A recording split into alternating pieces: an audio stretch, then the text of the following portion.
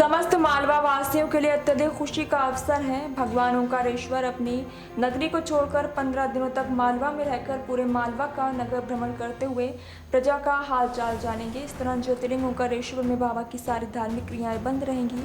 इस तरह का भ्रमण बाबा हर साल करते हैं। 9 नवंबर से 23 नवंबर तक मालवा की प्रजा के हालचाल जानने बाबा ओंकारेश्वर हर साल मालवा भ्रमण पर निकलते हैं। ये प्रथा अनादिकाल से चली आ रही है। इस परंपरा का निर्वहन श्री ज्योतिर्लिंग मंदिर ट्रस्ट द्वारा अभी भी किया जा रहा है। पंडित डंकेश्वर दीक्षित के अनुसार 9 नवंबर को प्रातः बाबा का पूजन पाठ अभिषेक और चोला चढ़ाने के बाद बाबा भोलेनाथ मालवा भ्रमण पर रवाना हो जाते हैं, जो भैरव अष्टमी के दिन वापस आएंगे। बाबा के वापस आने पर विशेष पूजन भंडारे का आयोजन तथा सुकड़ी का भोग लगाया जाएगा। नर्मदयो पवित्रे समागमे सज्जन तारणाय सदैव मान्धा त्रिपुरे वसंतम ओंकार ईशम शिवमेकमीडे।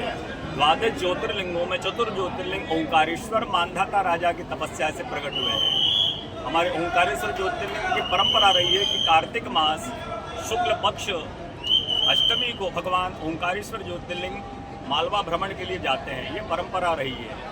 तो आज रविवार के 10 तारीख को कार्तिक मास शुक्ल पक्ष अष्टमी को भगवान ओंकारेश्वर 9 नवंबर को मालवा भ्रमण के लिए जाएंगे, जो 23 नवंबर शनिवार को भगवान वापस भैरव अष्टमी के दिन पधारेंगे। ये हमारी परंपरा रही कि बाबा जो है ओंकारेश्वर ज्योतिर्लिंग निमाड़ में निवास करते हैं, उनका ससुराल मालवा क्षेत्र है।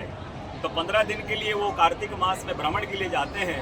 तो उनके भ्रमण के साथ में जाते तो उनको साथ में मंदिर ट्रस्ट प्रशासन द्वारा उनको ढोल नगाड़े के साथ विदा करके 1.25 मन का प्रसाद मंदिर ट्रस्ट द्वारा उनको वितरित किया जाता है कि जाइए प्रभु, 15 दिन जब जाएंगे तो ये प्रसाद लेकर के जाइए, ताकि रास्ते में जो भक्त मिले उनको प्रसाद भी देना है और उनके दुख सुख का हाल लेकर 15 दिन बाद वापस भैरव अष्टमी को 23 नवंबर शनिवार को वापस भोले बाबा लौटेंगे वापस।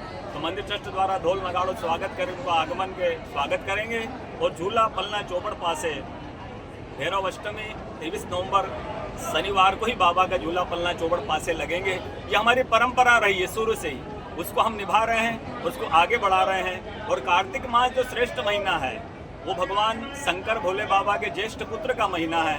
तो उसको बड़ा विशेष रूप से नर्मदा स्नान करते हैं, भगवान ओंकारेश्वर को जल चढ़ाते हैं। जो संकल्प हम करते हैं आदि देविक आदि भौतिक आध्यात्मिक इन तीनों तापों को नष्ट करने के लिए, 3 पापों का हरण करने के लिए नर्मदा स्नान करके नर्मदा जल चढ़ा करके भगवान ओंकारेश्वर का जल अभिषेक करके इन तापों से मुक्त होकर के भगवान ओंकारेश्वर आशीर्वाद देते कि जाइए भक्तों, इन तापों से मुक्त होकर के अपने जीवन को धन्य कीजिएगा, कृतार्थ कीजिएगा। बोलो ओंकारेश्वर भगवान की।